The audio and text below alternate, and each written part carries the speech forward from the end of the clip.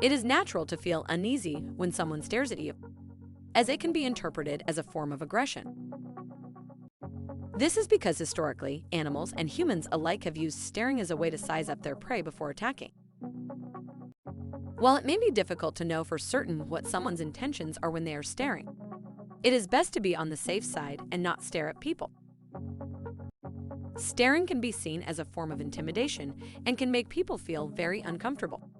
This is especially true in social situations, when staring can be seen as disrespectful and intrusive.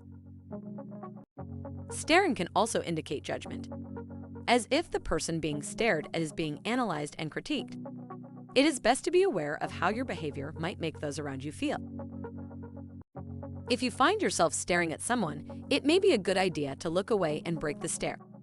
Doing this can help to create a more comfortable and welcoming atmosphere for everyone.